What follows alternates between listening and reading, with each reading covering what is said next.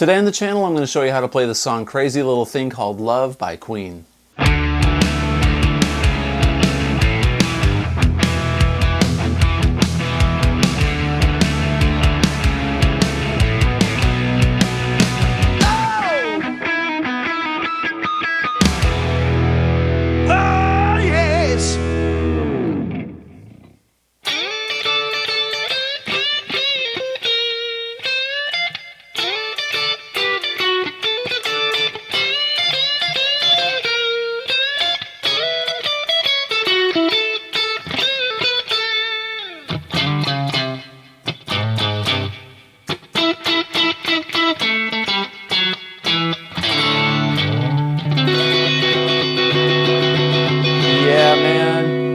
Queen, Brian May. By many, he is considered the best. So, one of the best anyway. Gotta love it. Anyway, we're going to learn Crazy Little Thing Called Love by Queen today. This song is in standard tuning. It's in the key of D major. And I'm going to show you the chords. Going to show you the whole progression there on the verse, the chorus. Going to show you some of the little bridge parts there, the little tricks and tips in the bass line and the key change, modulation back into the chorus. We're going to cover the guitar solo, and I'm going to give you some performance tips regarding solos and major, minor pentatonic stuff at the end of the lesson, okay? So let's begin. So the song is, I'm going to show you root chords, but I'm also going to give you some ideas on what to do as far as doubling the part or maybe playing some electric parts outside of the acoustic part. So the song starts off with a D major chord. Most people play their D major like this. I play it like this. But we're going to do a D with a D sus4 like this, and the rhythm goes. So what I'm doing is I'm just putting my pinky on this G on the 3rd fret on the high E and resolving it. So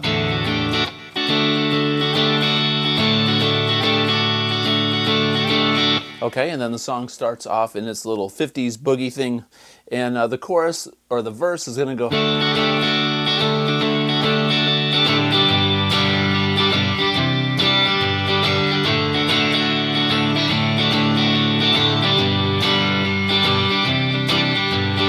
All right, so that's the first part. So we're doing a D sus4, back to a D, to a G, to a C. I do it like this. You could play you could do the full on cowboy C like this chord, but I play the C with an add 2. I think it sounds better, a little richer. Kind of sounds like the recording.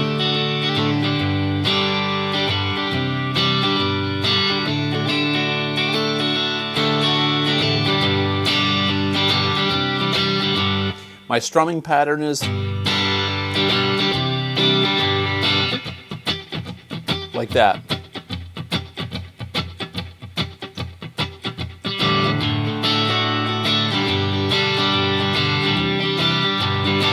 And then the chorus, which is kind of quick.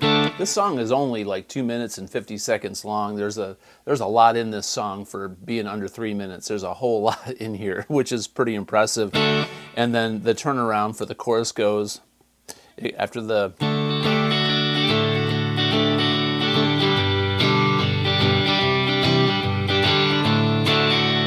B flat, C, D. So B flat, C, D. You can play the D power chord like this or the D. Now, during this verse, you can also go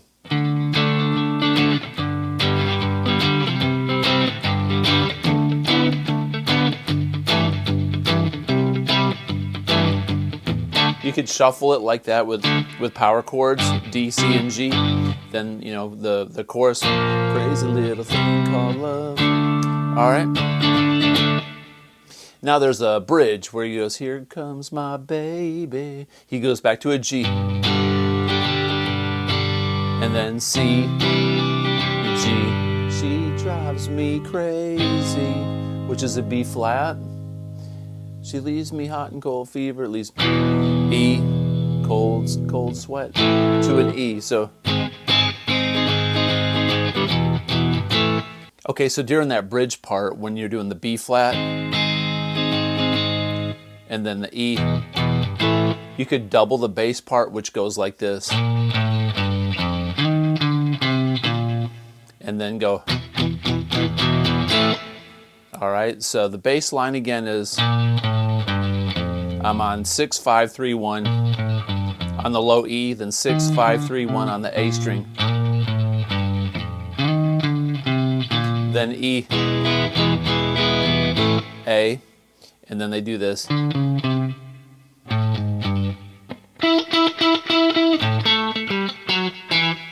Which is chromatically 5, 4, 3 on the A string, then 5, 4, 3 on the low E, and then they go up here on this E up here on the 9th fret on the G string, and then they go. They're going to modulate back to a D, so they went E to an A, back to the D in the verse. All right, so that little line is 7, 5, 4, 2, and then D chord. So once again with that bass part.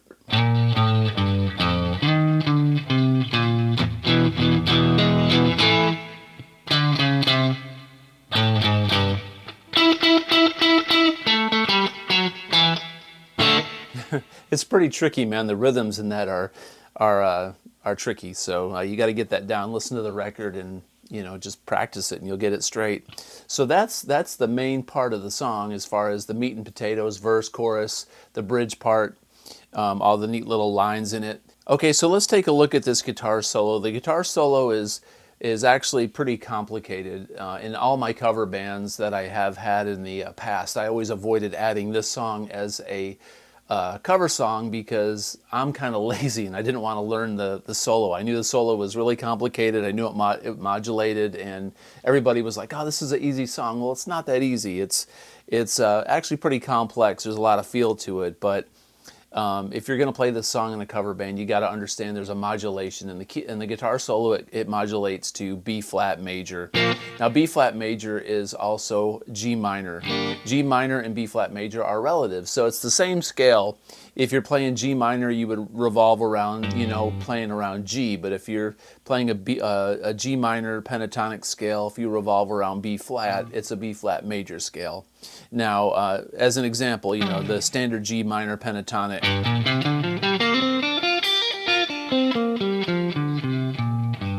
Now I'm going to resolve to B flat. See, it's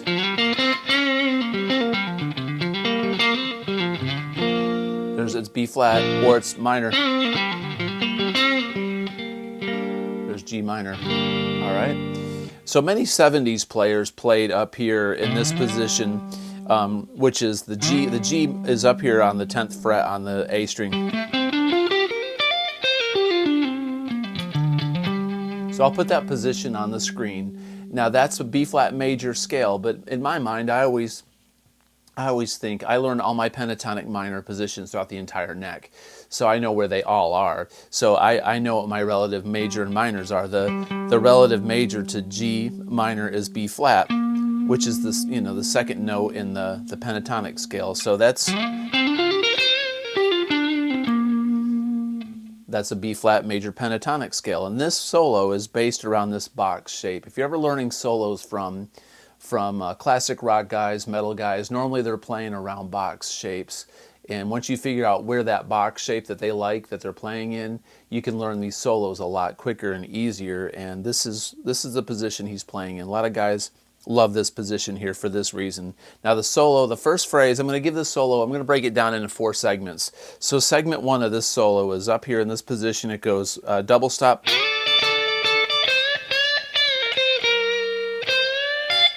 All right, so what we're doing there is 10th fret, double stop. We're going to slide into it, and we're going to play this double stop 6 times. It's like a shuffle. I'm going a down pick and an up pick. Then we're going to do a 13th fret on the B string, full step up bend, like that. We're going to bend it up 3 times, then release, and pull off to the 11th. And then go 13, 11, and then go 13 on the B, full step up, and then stick that 13th fret on the high E, like that. So all together slowly, it's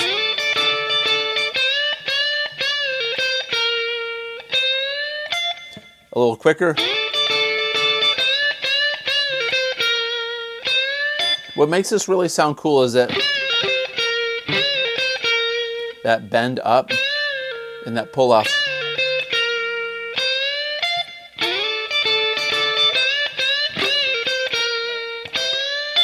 All right, then there's section 2. Segment 2 of the solo goes. This is probably the hardest riff in this song for me. It's tricky. So what we're going to do is go 3 times and then 12-12 on the G and the B, and then and then 10-10 on the E and the B, and then go. We're going to make this a minor to major like this. It's 10-10 on the G and the B, and then hammer onto the 11th fret on the G string. So it, and then play the 12th fret on the D string. So it's, and we're going to go right back up. So once again, it's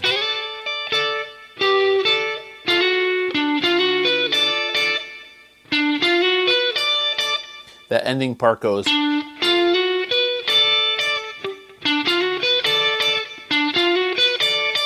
So what I'm doing is hitting the 12th fret on the D string and then going. That's 10-10, and I'm going to hammer on the 11th on the G, and then do the 12th fret on the B, and then the double stops again on the 10-10 on the E and the B. So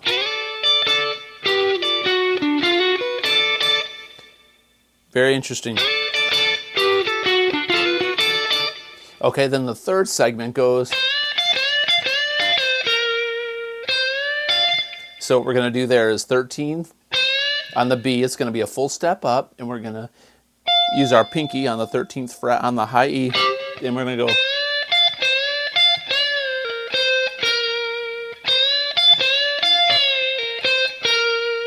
So we're going to bend up twice,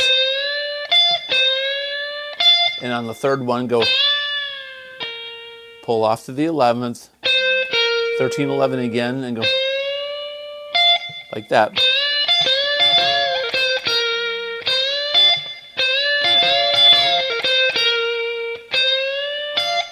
Okay, and then the last phrase goes.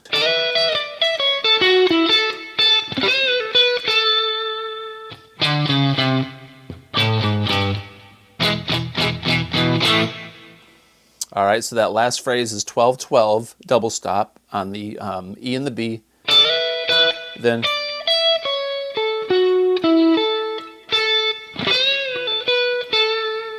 so we're going to do this double stop and then go 10, 12, 9 on the high E, then 10 on the B, 11 on the G, 9 on the G,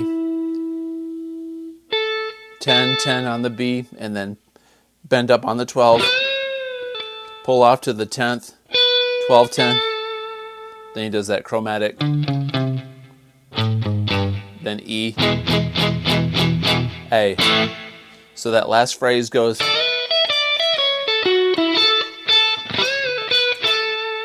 Once again, slowly.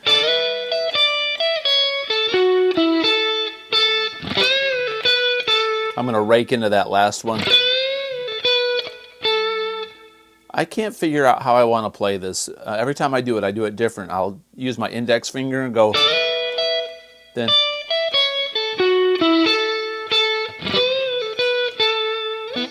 Sometimes I'll use my ring finger.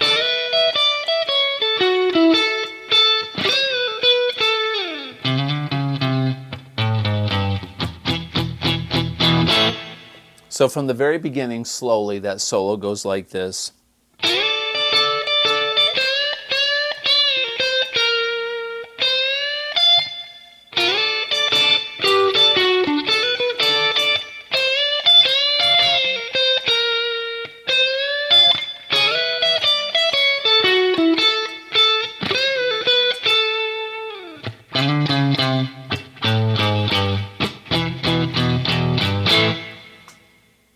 that's it. So so good luck with that solo. It's fun, man. It's really cool. It's neat because at the end of this solo, he has to come out and modulate, so it goes back to D. And what they do is that part that goes, he's playing over an E major pentatonic, and then he resolves to an A, which is the 5 of D, which brings you back to, which is ingenious, man. It's great songwriting. Now, during this song, and during the part where he's going, you can play a B minor pentatonic scale, which is a D major.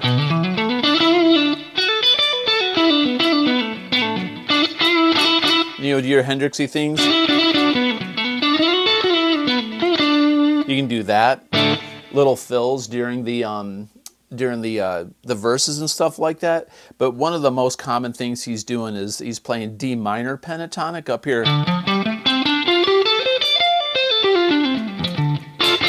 But he's doing a lot of stuff up on these higher strings, and he'll do like,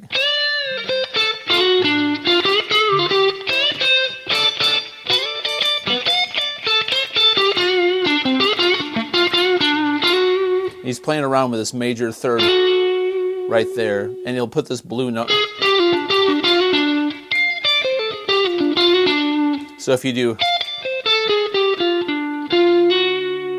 make it major at the end. So minor. So a lot of guys love to do that 50s style, 60s style. Take the minor pentatonic, make it major, you know, in this flat 5.